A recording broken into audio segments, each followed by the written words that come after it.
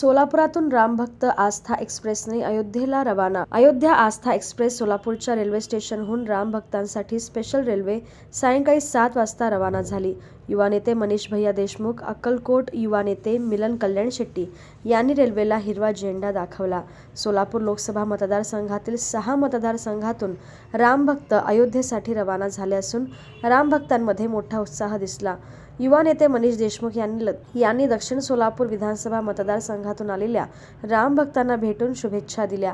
या प्रसंगी भाजयुमो प्रदेश सचिव अक्षय अंजिखाने, भाजप जिल्हा सरचिटणीस विकास वाघमारे, महेश देव क्षीरसागर, राजकुमार झिंगाडे, डोंगरेश चाबुकस्वार, श्रीशैल हिरेमठ यांच्यासह असंख्य कार्यकर्ते रामभक्तांना निरोप देण्यासाठी उभे होते।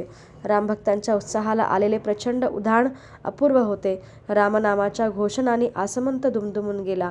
गुलाल, राममाळा, फुलपाकळ्यांनी उत्साहात आणखीनच भर पाडली। ठिकाणी भाजपा सोलापूर शहराच्या वतीने माननीय पालकमंत्री विजयकुमार देशमुख यांच्या नेतृत्वाखाली सुमारे 1400 रामभक्त या सोलापूरहून निघत आहेत। या सर्वाकरिता आमचे शहराध्यक्ष नरेंद्रजी काळे यांचे सहकार्य, विशेष सहकार्य लाभलेलं आहे।